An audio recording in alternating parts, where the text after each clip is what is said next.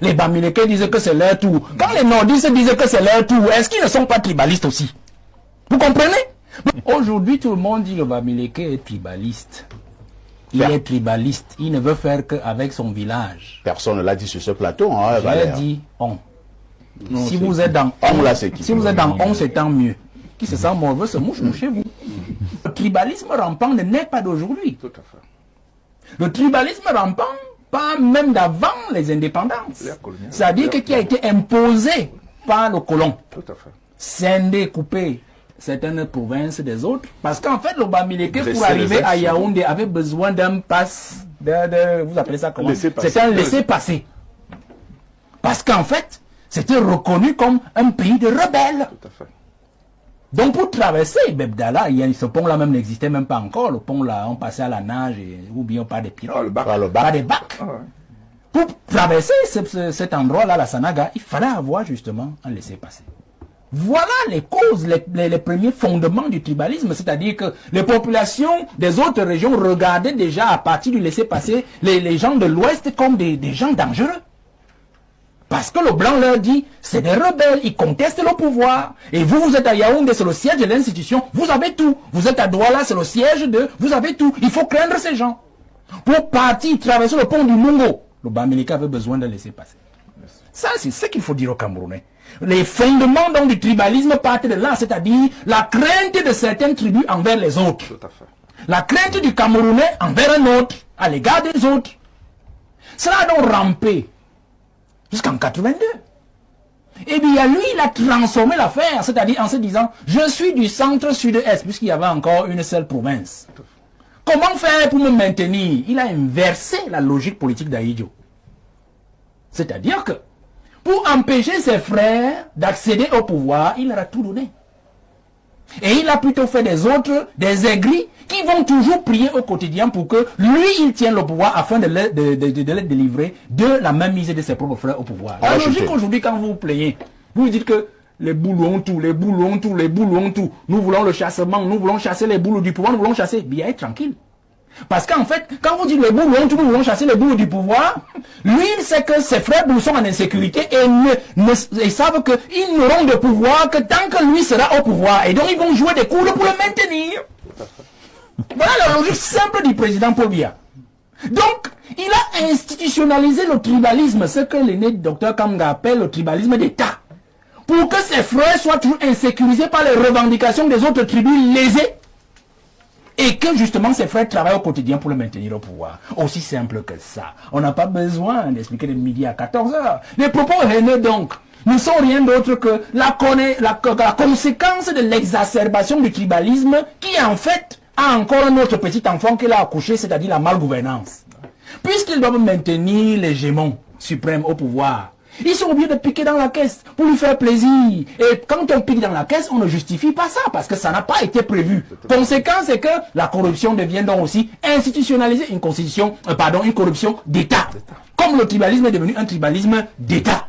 Nous avons donc une république de la malgouvernance. Nous avons une république des abjections sociales et sociétales qui justement ont pignon sur rue et qui justement commande ce que nous vivons aujourd'hui. Le Cameroun est donc un État, n'est pas un État tribaliste, mais un État tribalisé. Je vais donner en amont des explications. Parlons du tribalisme dont on reproche par exemple le reste de la région par exemple de l'Ouest. La région de l'Ouest et tous les ressortissants de l'Ouest. Je m'amuse parce que je vois que vous tournez autour de ça, mais vous ne voulez pas parler du problème. Parce que vous voulez parler, en fait, vous voulez qu'on dise que le Bamileke est un tribaliste. Qui a dit ça? Depuis que nous tournons... Ah ben, moi je ne fais pas une émission sur le Bamileke. On dit le Bamileke... Non, c'est mon argumentaire, c'est mon temps de parole. Mais pourquoi vous soupçonnez qu'on tourne? C'est mon argumentaire et c'est mon temps de parole. Bon. Alors, vous tournez depuis...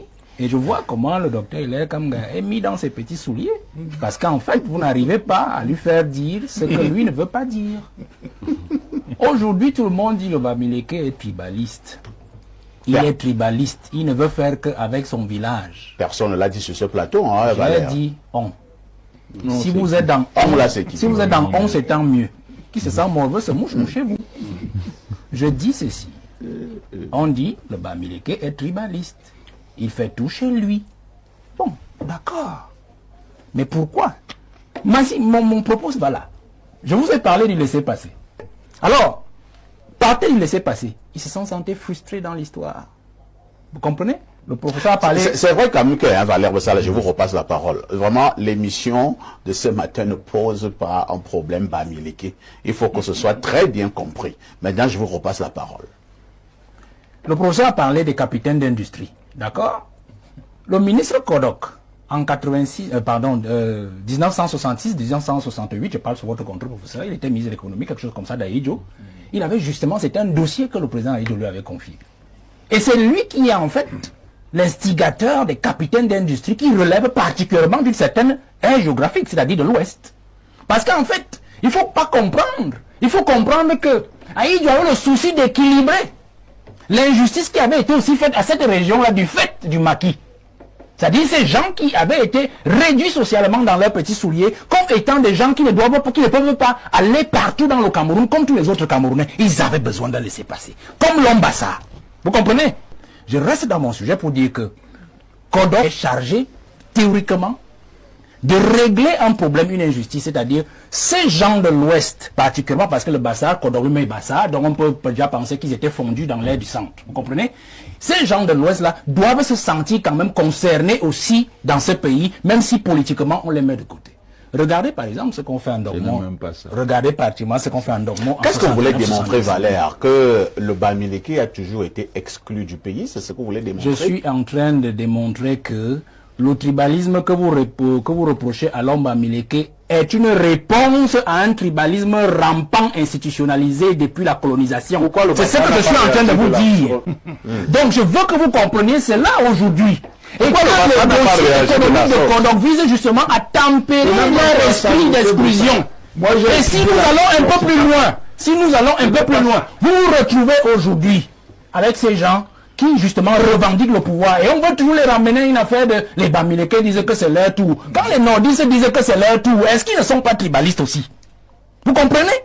Peut-être qu'ils usent des moyens qu'ils ont reçus, ou du moins des moyens qu'ils ont développés pendant leur exclusion politique. Parce qu'il faut aussi comprendre cette logique. Donc je ne voudrais pas m'enchaîner. Je sais que j'ai touché là où ça ne vous a pas plu. Donc je ne vais pas parler longtemps.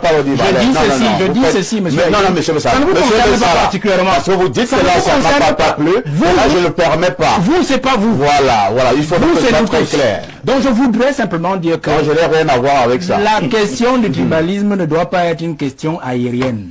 Ne la gardons pas aérienne. Quand nous allons évoquer le sujet, nous savons ce